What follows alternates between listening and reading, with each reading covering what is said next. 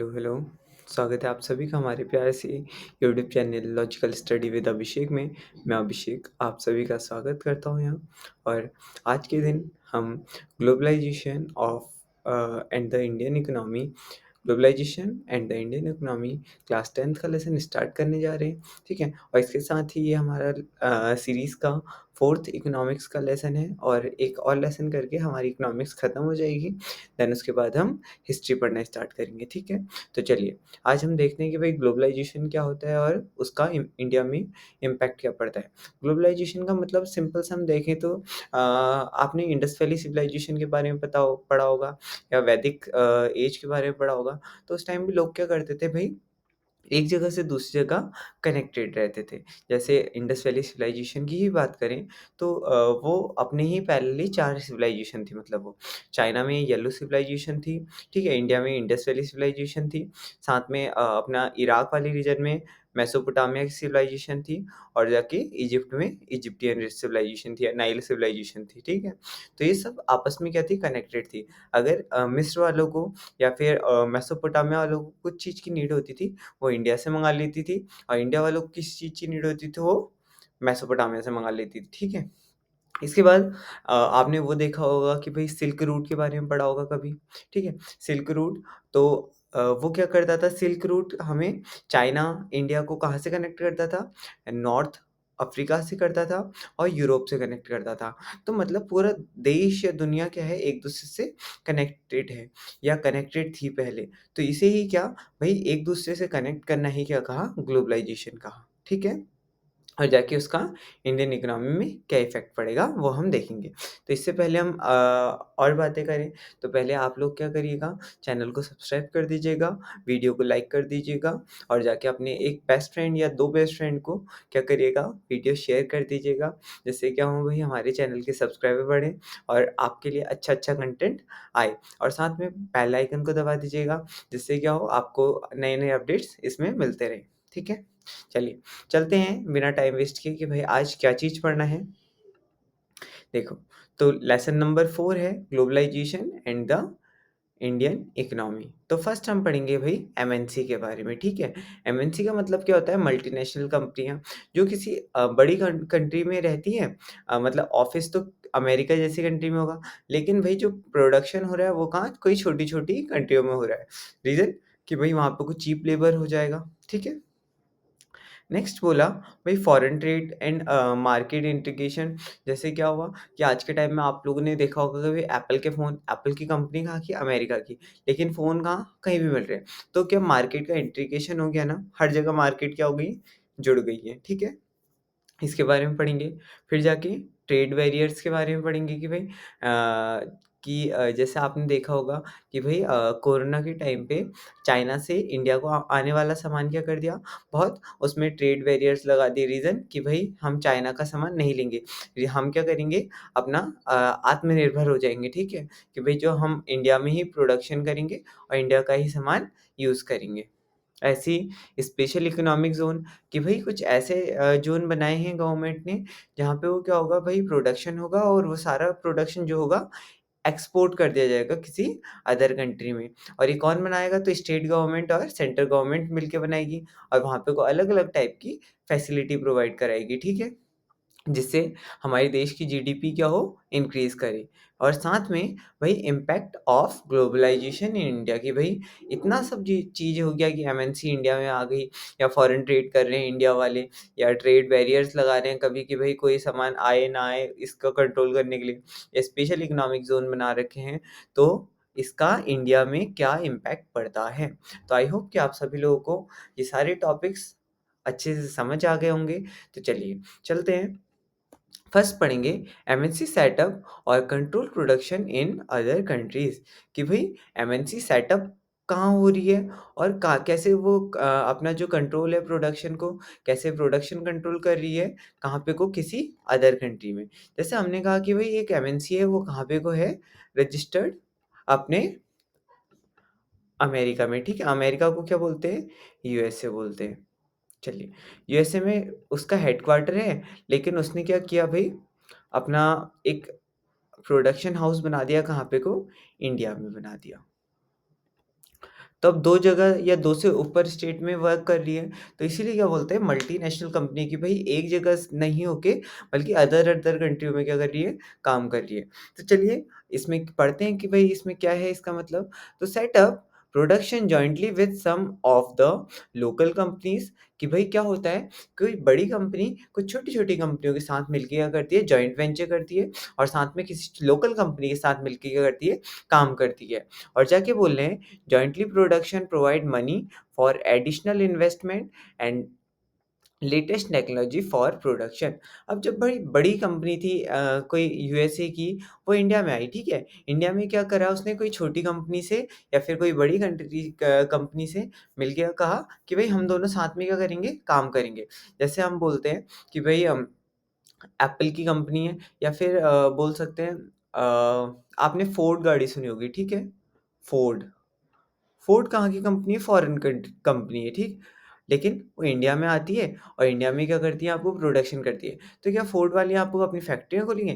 नहीं खोलेंगे। रीज़न कि भई वो किसी कंपनी के साथ टाई अप कर देगी और जाके वो कंपनी वाले क्या बनाएँगे फोर्ड की गाड़ियाँ बनाएँगे, ठीक? तो इसे क्या बोल रहे हैं जॉइंटली वर्क करना बोला। और साथ में क्या हो गया भई इससे जो भी बाहर की टेक्नोलॉजी है वो यहाँ पे को प्रोवाइड कराई जाएगी। भई नई-नई टेक्नोलॉजी क्योंकि जैसे अमेरिका है, अमेरिका और इंडिया क्या सेम है टेक्नोलॉजी के लेवल में? वहाँ का लेवल ये है, इंडिया का लेवल ये है। तो भई जब इंडिया के साथ वो वर्क करेंगे तो इंडिया को क्या प्रोवाइड कराएँगे? अपनी टेक्नोलॉजी प्रोवाइड करेंगे। तो वो भी इसमें बोल रहे हैं। अगर हिंदी में बोले तो कुछ स्थानीय कंपनियों के साथ संयुक्त रूप से उत्पादन स्थापित करना, संयुक्त उत्पादन अतिरिक्त निवेश और नवीनतम प्रौद्योगिकी के लिए धन प्रदान करना, ठीक है? ये बोलते हैं कि भई हम जो भी नई टेक्नोलॉजी होगी उसके लिए हम क्या प्रोवाइड करेंगे? पैसा प्रोवाइड करेंगे अदर कंट्रीज़ में और साथ में क्या उनके साथ मिलकर कुछ नई-नई चीज़ों का प्रोडक्शन करेंगे, ठीक है? आई होप कि आप लोगों को बहुत अच्छे से समझ में आ रहा हो। तो इसके साथ वीडियो को लाइक, शेयर और चैनल को सब्सक्राइब कर दीजिए। चलिए, अब नेक्स्ट स्लाइड में देखते हैं, ये एमएनसी से रिलेटेड तो एमएनसी का क्या है? To buy up local company and then expand production. अब सम टाइम क्या होता है भई एमएनसी तो बहुत बड़ी कंपनी है ना? तो वो क्या कर देती है भई, लोकल कंपनियों को परचेज़ कर देती है। क्या कर देती है? लोकल कंपनियों को परचेज़ कर देती है। जिससे उसका जो काम है वो क्या हो जाए, बहुत ज़्यादा एक्सपेंड हो जाए, ठीक है? और किसी time place order for production with small producers. अब आप लोगों ने सुना होगा कि भई बहुत सारी कंपनियाँ जैसे ज़ारा की कंपनी है, ठीक है? तो ज़ारा की कंपनी हो गई, हमको क्या लगता है ज़ारा की कंपनी है तो भई अमेरिका की कंपनी होगी। लेकिन इन रियलिटी क्या बांग्लादेश जैसी कंट्री या इंडिया जैसी कंट्रियों में यहाँ पे कपड़े का प्रोडक्शन होता है। तो उन्होंने क्या करा कि भई इन बांग्लादेश या फिर इंडिया जैसी कंट्रियों से टाई अप करा कि भई आप लोग क्या करेंगे हमारे लिए एक कपड़े का प्रोडक्शन करेंगे, ठीक है? यहाँ की टेक्सटाइल कंपनियों से। तो बोला कि भई ये लोग क्या करेंगे, यूएसए से यहाँ पे को इन लोगों को ऑर्डर दिया कि भई आप हमारे लिए क्या करिए, प्रोडक्शन कर दीजिए। तो वही बोल रहे हैं, ऑर्डर प्लेस करते हैं कि आप हमारे लिए प्रोडक्शन करें। चलिए, इसके बाद देखा कि भई by setting up partnership with local companies by using the local companies for supply by closely competing with the local companies or buying them up. MNC are extending a strong influence on production of these distance location। ठीक है? अब जब भई MNC यहाँ पे कोई setup हो गई, ठीक है? एमएनसी यहाँ पे खुल गई और उसके साथ कोई पार्टनरशिप कंपनी है, तो भई पार्टनरशिप कंपनियों के बीच में भी क्या होने लग जाता है कि कॉम्पिटिशन होने लग जाता है कि भई हम आपके साथ वर्क करेंगे और साथ में भई यहाँ पे वो क्या, वो बहुत ज़्यादा इन्फ्लुएंस स्टार्ट करती है। अब इन्होंने कहा कि भई पहले आप लोगों को पता होगा कि कीपैड वाले फंक्शंस फ़ोन आते थे, ठीक है? Keypad phones. लेकिन भई हल्के-हल्के क्या आज के टाइम में एंड्रॉइड फ़ोन आने लग गए। तो क्या हो गया कि भई हमने बाहर की कंट्रियों में आप बाहर के फ़ोन्स देखे और जाके वो जो माइक्रोमैक्स वाला कीपैड फ़ोन आता था, अब वो भी क्या हमारे लिए एंड्रॉइड फ़ोन बना रहा है। तो इसका मतलब क्या है भई इनके पास भी क्या आएगा कि इन्फ्लुएंस होंगी और कहेंगी कि भई हमको भी कुछ ऐसे टाइप का प्रोडक्शन करना है, ठीक है? तो हिंदी में बोलें तो स्थानीय कंपनियों के साथ साझेदारी करके, ठीक है? क्या करते हैं, भई जॉइंट वेंचर जैसा करते हैं और स्थानीय कंपनियों का उपयोग करते हैं, ठीक है? कहा ना कि भई उन्होंने जो लोकल कंपनियाँ वो क्या करती हैं, प्रोडक्शन करती हैं इनके लिए। फिर बोला स्थानीय कंपनियों के साथ कड़ी प्रतिस्पर्धा करते हैं कि भाई उनके साथ ही क्या करेंगे, कंपटीशन भी करते हैं लोकल कंपनियां। और जाके एमएनसी इन दूरस्थ स्थानों पर उत्पादों पर मजबूत प्रभाव डालती है, ठीक है। और जाके क्या करती है भाई, लाखों हजारों किलोमीटर दूर बैठ के भी यहाँ पे वो क्या कर देती है, हमारे प्रोडक्शन को इम्पैक्ट करती है, ठीक है। चलिए, इसके बाद foreign trade and integration of market, कि भाई जो फॉरेन ट्रेड है वो कैसे सारे मार्केट्स को जॉइन कर रहे हैं। चलिए, इसके बारे में पढ़ें तो exchange of goods, purchase and sale across geographical boundary often countries, ठीक है, ऑफ द कंट्रीज। तो बोला कि भाई एक हमारा अगर इंडिया की बात करें, ये अगर हमारा इंडिया इस शेप में है, ठीक है, और ये नॉर्थ वेस्ट रीजन हो गया, और ये हमारा जम्मू कश्मीर वाला रीजन हो गया, ठीक है। इस टाइप से हमने कहा कि हमारा क्या है, इंडिया है। तो भाई क्या हम खाली इंडिया का ही सामान यूज़ कर रहे हैं, इस बाउंड्री के अंदर जो भी बन रहा है उसी को यूज़ कर रहे हैं? तो ऐसा नहीं होगा।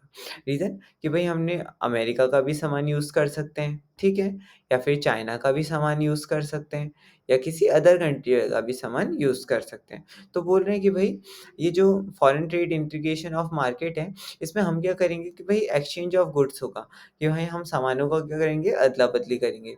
कोई परचेज़ करेगा, कोई सेल करेगा। लेकिन ये जो भी परचेज़ सेल होगा, ये किसी भी ज्योग्राफिकल बाउंड्री की, भाई हमने कहा यहाँ से ऊपर चाइना है तो वहाँ से सामान नहीं मँगा सकते हैं। ऐसा कुछ भी नहीं होगा कि भाई ये बाउंड्रियों को इसमें नहीं देखा जाता है, ठीक है। बाउंड्री को क्रॉस करके भी इसमें क्या होता है, हम ट्रेड करते हैं, एक्सचेंज ऑफ गुड्स करते हैं। साथ में बोला goods travel from one market to another market. जैसे हमने कहा कि भाई ये कि यूएसए कंपनी है, या यहाँ पे कोई चाइना कंपनी, चाइना की कंट्री है, या फिर हमने कहा कि भाई एक यूरोपियन कंट्रीज़ की एक कंपनी है, ठीक है। तो ये सब क्या करेंगी भाई, इंडिया में सामान बेचेंगी, और जाके इंडिया वाले क्या भेजेंगे, इधर सामान बेचेंगे। तो क्या कर रहे हैं भाई, गुड्स ट्रैवल करते हैं ना, यहाँ पे वो सामान ट्रैवल कर रहा है एक मार्केट से किसी अनदर मार्केट की तरफ को, ठीक है। फिर इसके बाद बोला और क्या हो सकता है इसमें इंटीग्रेशन ऑफ मार्केट में, तो choice of goods in market is rise, कि भई अब पहले हमारे पास भई लोकल में कुछ ही चीज़ें बन रही थी। हमने कहा अगर मोबाइल का एग्ज़ाम्पल लेते हैं, ठीक है? तो ये हमारा इंडिया है, यहाँ पे को कितनी कंपनियाँ हैं इंडिया की, तो बोला माइक्रोमैक्स है, और जाके एक लावा है, ठीक है। लेकिन जैसे ही हमने कहा कि भई हम इंटीग्रेशन कर दिया और फॉरेन ट्रेड करने लग गए, मार्केट सारे क्लोज़ हो गए और जाके जुड़ गए हैं, तो क्या होगा भई, हमको कुछ और ऑप्शन भी आ गए। हमको वीवो मिल गया, ओप्पो मिल गया, और जाके एप्पल मिल गया, ठीक है? और अदर कंपनियाँ हमारे साथ क्या मिल गई भई, हमको बहुत सारी वैरायटी ऑफ मोबाइल्स मिल गए। तो इसका मतलब क्या हुआ भई, हमको चॉइस करने का ज़्यादा ऑप्शन मिले ना कि भई, तो बोला कि choice of goods in market rise हो गया, ठीक है? नेक्स्ट बोला price of similar goods in the two market and become equal. और जाके इसके साथ क्या हुआ कि भाई जो मार्केट में प्राइस थे, वो भी क्या हुए, सिमिलर आने लग गए, ठीक है। कि भाई हमने कहा कि वीवो ओप्पो नॉर्मली क्या होंगे, सेम प्राइस के होंगे, तो यही बोल रहे हैं कि भाई प्राइस क्या होने लग गए, सेम आने लग गए, ठीक है। अगर सेम स्पेसिफिकेशन होंगे तो प्राइस भी क्या होंगे, सेम होंगे। फिर बोला producer in the two countries closely compete against each other even through they are separated by thousands of miles. Thus, foreign trade result in connecting the market or integration of market is different country. कहा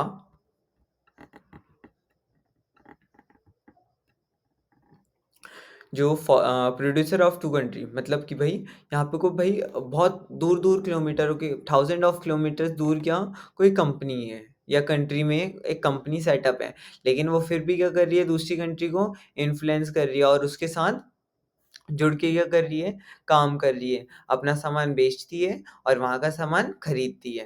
तो ये बोल रहे हैं, हमने क्या कहा कि भाई फर्स्ट कहा हम एक्सचेंज ऑफ गुड्स करते हैं, चाहे वो सेल हो या परचेस हो, इसमें कोई भी ज्योग्राफिकल बाउंड्री का कोई मतलब नहीं रहता है।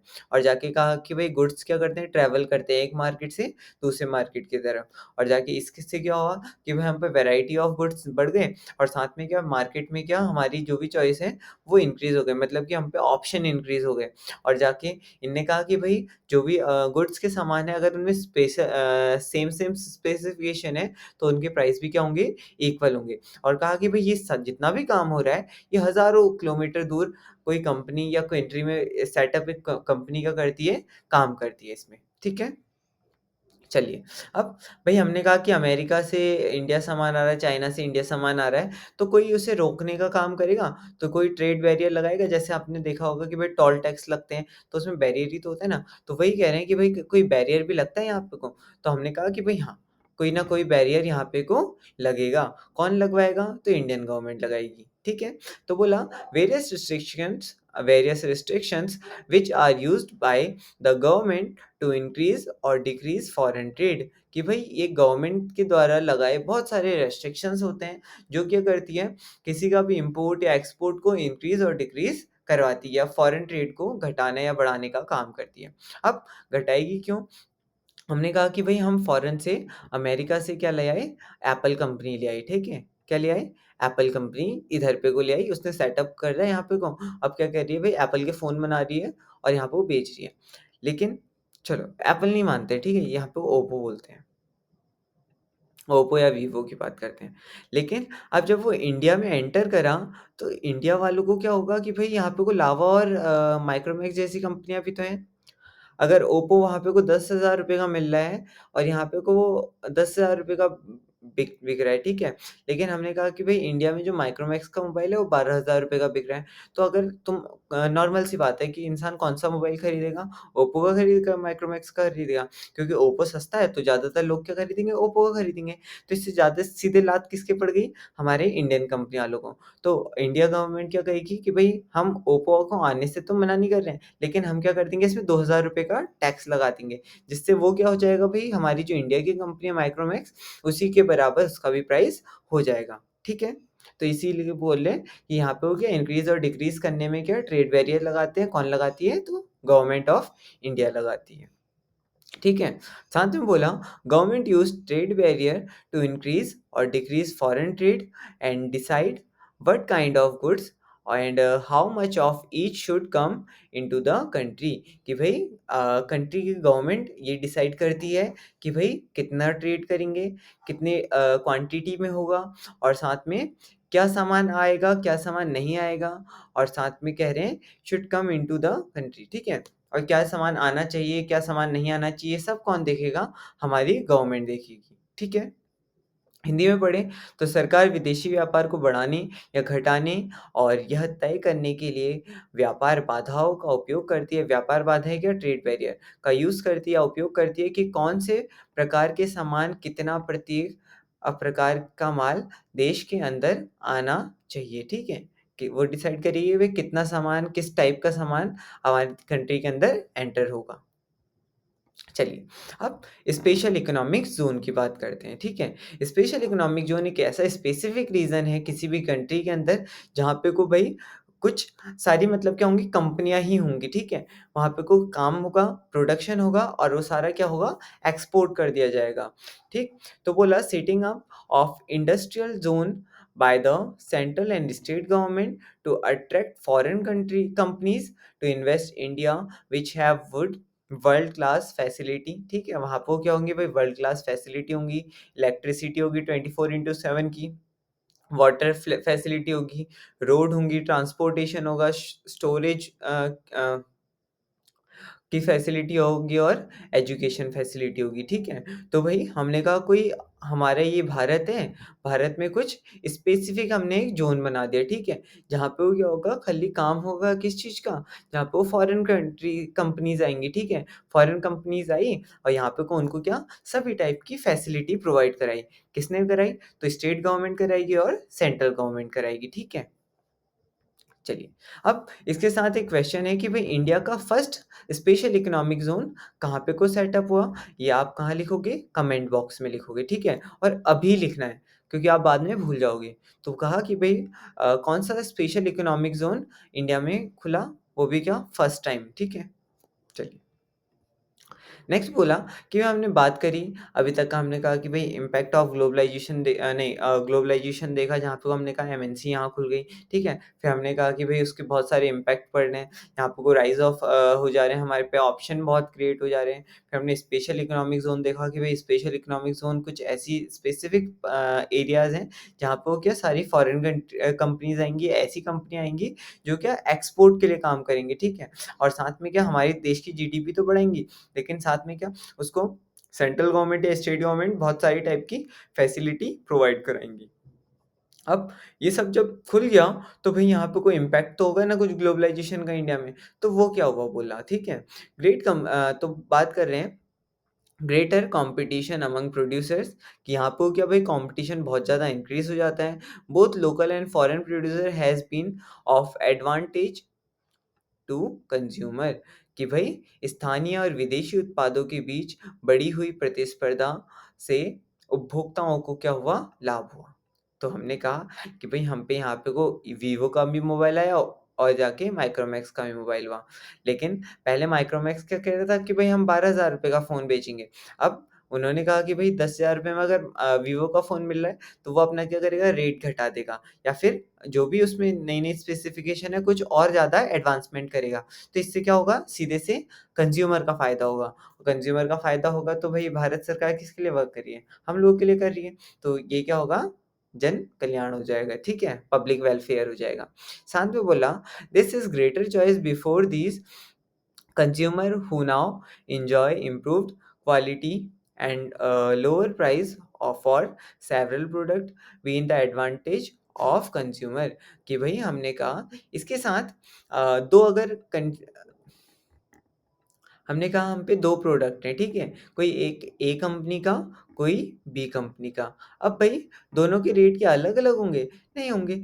तुमने देखा होगा ये लैपटॉप्स जितनी भी कंपनियाँ एचपी है, चाहे लिनोवो है, चाहे डेल है, मोस्टली ये क्या अगर i3 लैपटॉप लेने जाते हैं, तो सबके प्राइस क्या होंगे? सेम होंगे अप्रॉक्सिमेट, ठीक है? ज़्यादा से ज़्यादा 400-500 रुपए का अंतर आएगा। रीज़न कि भई इससे क्या पता चल रहा है कि भई लोगों को सेम टाइप की चीज़ें क्या सेम प्राइस में मिलने लग जाएँगी और वैरायटी ज़्यादा हो जाएगी और लोगों को भई चूज़ करने में आसानी होगी कि भई मैं कौन-सा प्रोडक्ट यूज़ करूँ, ठीक है? तो चॉइस क्या हो गई इंक्रीज़ हो गई लोगों की, ठीक है? और साथ में भई अगर एक ही चीज़ हो कि हमने कहा कि भई हम लैपटॉप लेने जा रहे हैं, लेकिन कंपनी खाली एक कंपनी है, तो उसके प्राइस कहाँ हो जाएँगे? इतने ऊपर हो जाएँगे, ठीक है? लेकिन भई 4 कंपनियाँ और 4 सेम स्पेसिफ़िकेशन दे रही हैं, तो उनके प्राइस क्या होंगे?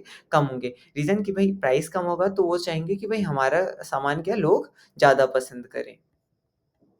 चलिए, अब इसके बाद बोला कि भई फॉरेन इन्वेस्टमेंट हैज़ इंक्रीज़ कि भई जो ग्लोबलाइज़ेशन जैसे-जैसे इंक्रीज़ होगा तो फॉरेन इन्वेस्टमेंट भी क्या होगा बढ़ेगा। मतलब फॉरेन इन्वेस्टमेंट का मतलब है कि भई यहाँ पे कोई यूएसए में जो कंपनियाँ थी वो लोग क्या या इन्वेस्टर्स थे, जैसे तुमने देखा होगा कि भई शेयर-वेयर में इन्वेस्ट करते हैं, वैसे ही वो कहाँ इन्वेस्ट करना चाहेंगे? इंडिया की कंपनी में, ठीक है? आप लोगों ने सुना होगा कुछ टाइम पहले रिलायंस में फेसबुक ने इन्वेस्ट करा, ठीक है, पैसा या फिर फ्लिपकार्ट कंपनी में वॉलमार्ट कंपनी ने इन्वेस्ट किया। तो इससे क्या हुआ कि भई हम पे फॉरेन इन्वेस्टमेंट आया और जाके हम पे कुछ पैसा एक्स्ट्रा आ गया, तो वो पैसे से क्या करेंगे हम?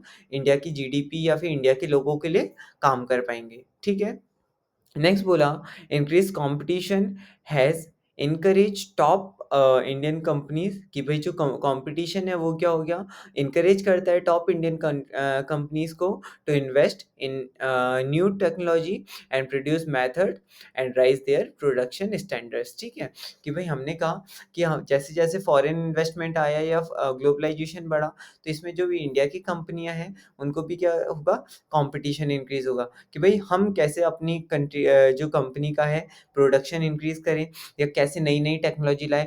जो काम पहले भई फिज़िकली हो रहा था, अब वो क्या मशीन के थ्रू हो जा रहा है, रोबोट्स के थ्रू हो जा रहा है। तो वो रोबोट्स लाने की ज़िम्मेदारी किनकी? कंपनी वालों की। लेकिन लाए क्यों? क्योंकि उन्होंने देखा कि बाहर की कंपनियों में वो रोबोट क्या जितने में हम 1 गाड़ी बना रहे हैं, रोबोट 2 गाड़ी बना दे रहा। तो रोबोट से क्या हो गया? फ़ायदा हो गया कि भई हमारी प्रोडक्शन इंक्रीज़ हो गया और साथ में क्या हो गया कि नई-नई टेक्नोलॉजी भी क्या हो गई?